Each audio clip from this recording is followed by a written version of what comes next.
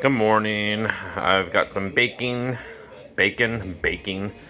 and I'm gonna make a BLT. And while that's cooking, I made myself this 30 ounces of water, apple cider vinegar, 2 tablespoons of apple cider vinegar, and 3 1/8 teaspoons of potassium citrate with some monk fruit to sweeten it up. So this is breakfast today, but it's actually at lunchtime because it's noon. I slept in a little bit, which I'm not mad about.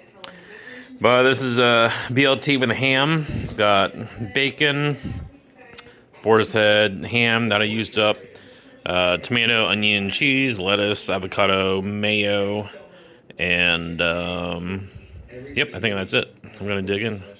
It's a biggin, but it looks good. Take a look at that sandwich. It looks pretty amazing. Also, I forgot to mention that the bread is the 90-second mug bread. Recipe found in the community tab.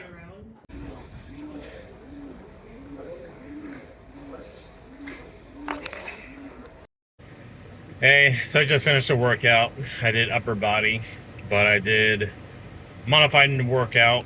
It's similar to the one that I posted on the community tab, but the chest press I did on the dumbbell, a flat bench with a dumbbell. No, not a dumbbell, a barbell with a barbell, and yeah, weights on each side. So I did that differently, and also the chest flies, pec flies. Instead of seated on a chair, I was flat on a bench, and then I just used dumbbells to do the pec fly. Then I also did the inner chest press. I think that's what it's called, inner chest press. It's like so you just move your hands closer to the middle. I did that also. I knew there would be a difference doing the barbell as opposed to the stationary machine, but yeah, it still kind of surprised me. On the stationary machine, that was, I think, 45 pounds on each side, whereas with the barbell, I don't know if it's due to the weight of the barbell or just being completely free. Probably a factor of both, I'm sure. But I started off with 45s on the barbell. I couldn't do 12 reps. There's no way. I was kind of worried also because I didn't have a spotter. So I didn't want to push myself too much because I didn't want to not be able to get back up. So I think on that one, I just did as many reps as I could before I felt like I was going to fail.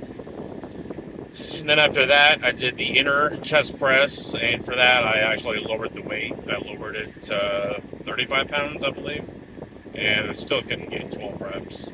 So in my spreadsheet that I track it all with, I lowered the weight. So the one, I think you should be able to get at least 10 reps before you go up in weight. So I need to lower the weight before I need to lower the weight. So yeah, kind of makes me feel pretty weak. So, but I mean, it's to be expected. You have to start somewhere. And I know not being consistent doesn't help either. I have to be consistent with this to build up the muscle. So I'm gonna try.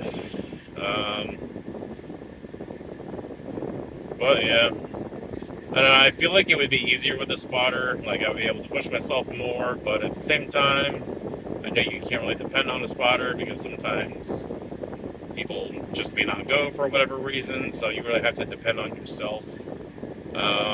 I think if you can tell when you're going to fail. Like you can tell when you can't do another rep. So I think as long as I listen to my body and don't push myself too hard, it should be okay. I think. Yeah, I definitely can't put too much weight on it too. I can't do what they call that ego lift. So I feel like I should be pressing more weight, but if I can't, then I'm just going to hurt myself and make matters worse. So I need to humble myself and go to the weight that I can handle. But does kind of suck that the weight doesn't match what you can do on the stationary machines. But I know free weights are a lot better. They work more muscle, and I think they'll probably benefit muscle building a lot more than the stationary machines. So I just have to look on the bright side, I guess. So anyway, I'm gonna go home and probably eat a couple of chicken breasts after the workout. The thing I want to get into the routine of ingesting protein like after the workout, so the protein can help me build the muscle. So I definitely think if you can get protein from animal sources, like from meat, I should say meat sources. The protein shakes that I make, the wheys from milk.